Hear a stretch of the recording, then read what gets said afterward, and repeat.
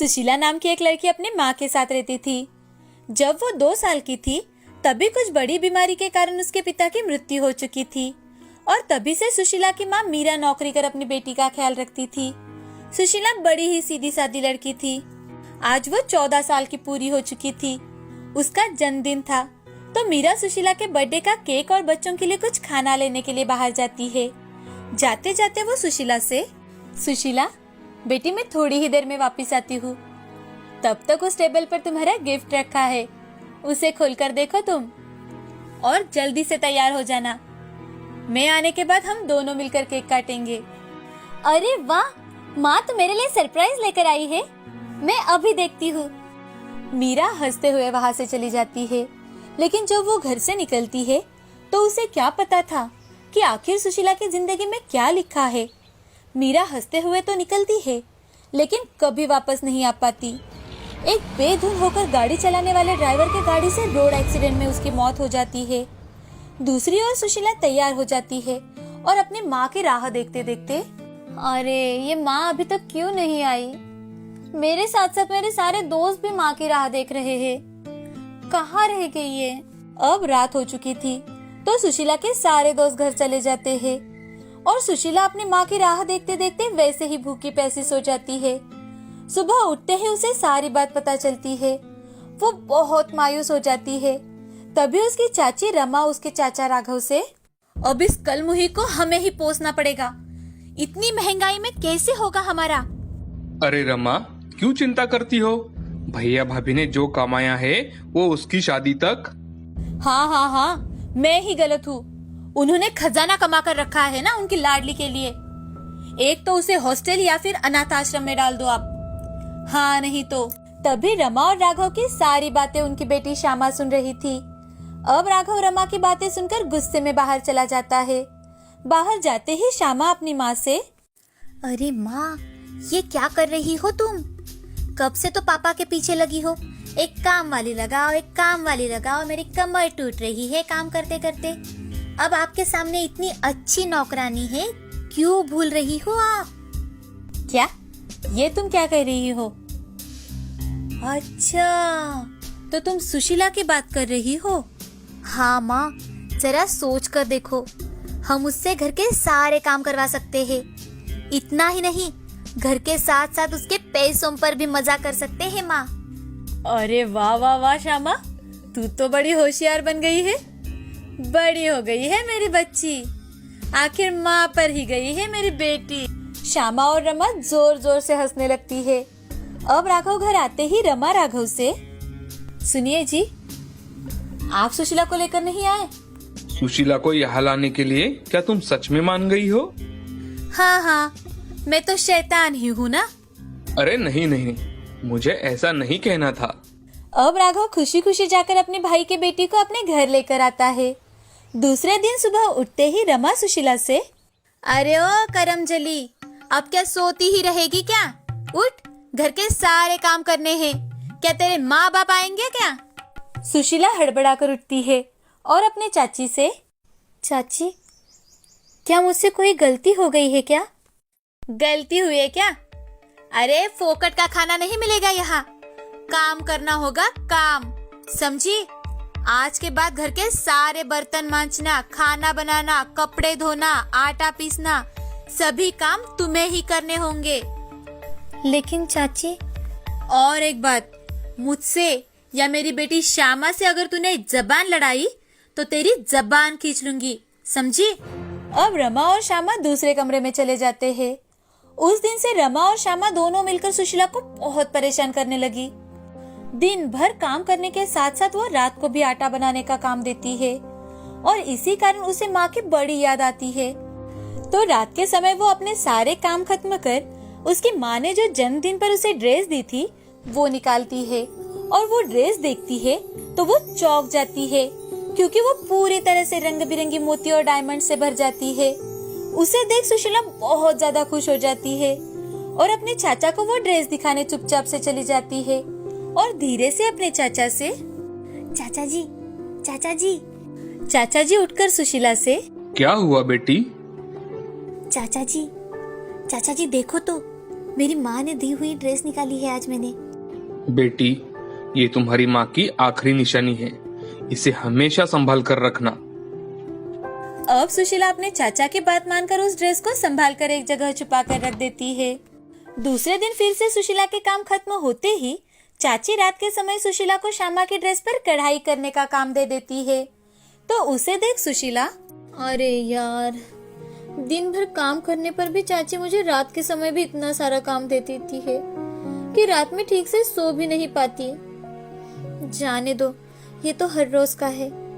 आज तो मैं अपनी माँ ने दी हुई ड्रेस पहनकर देखती हूँ।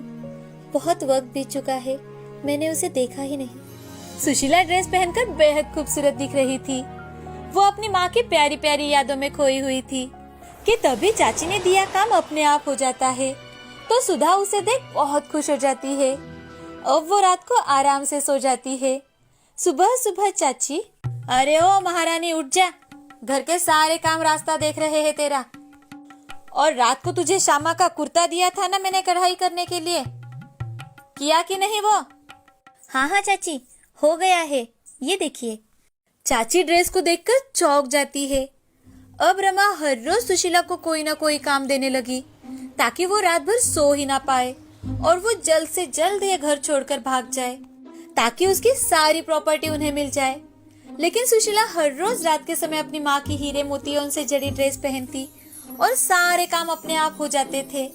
अब एक दिन श्यामा अपनी माँ से, माँ, क्या आपको नहीं लगता कि सुशीला की कोई मदद कर रहा है? क्योंकि आप उसे इतना काम देते हो कि पूरे रात भर में भी वो ना हो सके, लेकिन फिर भी वो कर लेती है। इतना ही नहीं, आजकल तो वो बड़ी खुश रहने लगी है।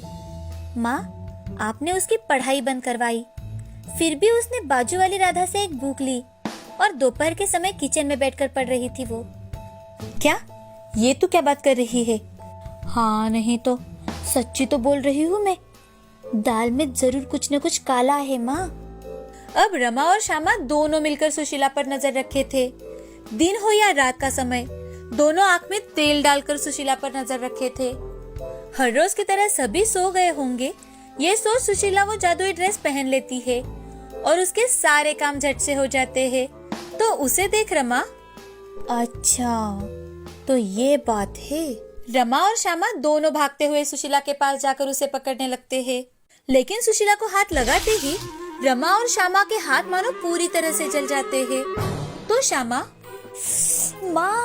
माँ मुझे बहुत दर्द हो रहा है माँ, मुझसे तो बिल्कुल भी सहा नहीं जा रहा है माँ। अरे मुझसे भी तकलीफ सह नहीं जा रही, क्या करूँ? चल जल्दी से यहाँ से चल ताकि हम ठंडे पानी में हाथ डाल सके, चल जल्दी। अब रमा और श्यामा घबराकर पानी का नल शुरू कर देते हैं, लेकिन आज उसमें से ठंडा पानी ना निकलकर गर्मा गर्म पानी ही बाहर आता है। ये देख रमा और श्यामा और भी ज्यादा घबरा जाती है और वो सुशीला से, सुशीला हमें माफ कर दो सुशीला, आज के बाद हम तुम्हें कभी तंग नहीं करेंगे, तुम्हारी हर बात मानेंगे, लेकिन प्लीज प्लीज हमें इस मुसीबत से बाहर निकालो सुशीला।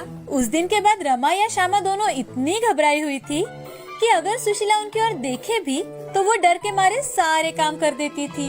अब रमा ने सुशीला का कॉलेज में भी एडमिशन करवाया और उस दिन से सुशीला और उसके चाचा जी खुशी खुशी अपनी जिंदगी बिताने लगे। बहुत समय पहले की बात है। मुकेश नाम का एक मोची था। वो अपनी पत्नी लीना और एक बेटी सपना के साथ रहता था।